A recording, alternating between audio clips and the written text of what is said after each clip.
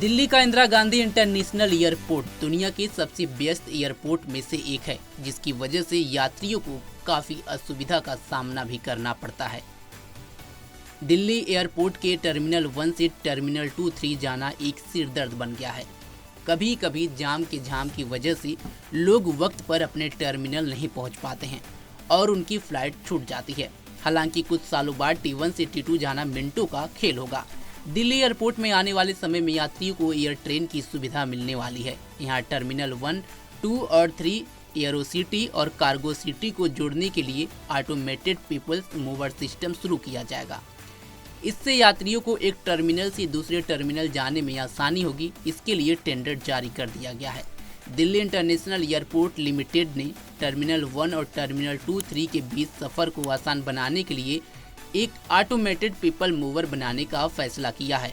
यह air train 7.7 kilometre लंबी होगी और T1, T2, 3 एयरोसिटी और कार्गो सिटी में रुकेगी।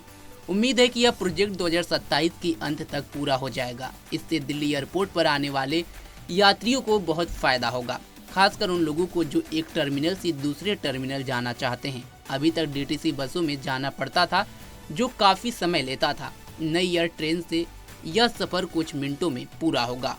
DIAL ने इस प्रोजेक्ट के लिए टेंडर जारी कर दिया है और उम्मीद है कि अक्टूबर-नवंबर तक बोली लगनी शुरू हो जाएगी।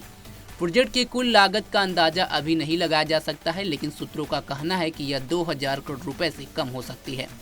DIAL ने पहले इस एयर ट्रेन के लिए 6 स्टाफ बनाने की योजना बनाई थी, लेकिन सरकार ने इसे खारिज कर दिया था।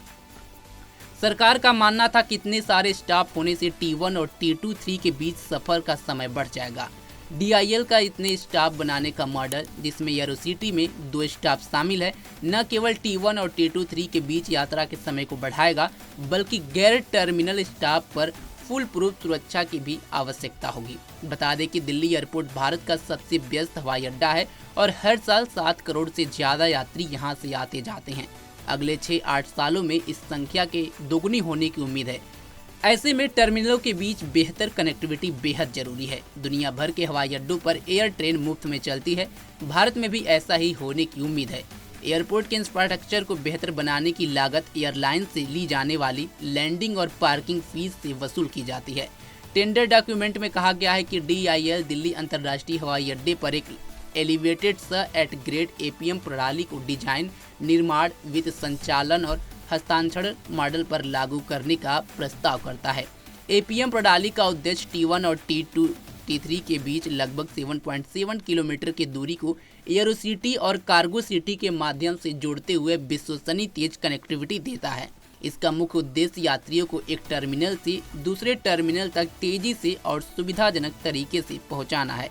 दिल्ली एयरपोर्ट पर एयर ट्रेन की सुविधा से यात्रियों को शटल बसों की आवश्यकता कम हो जाएगी और वे तेजी से एक टर्मिनल से दूसरे टर्मिनल तक पहुंच सकेंगे।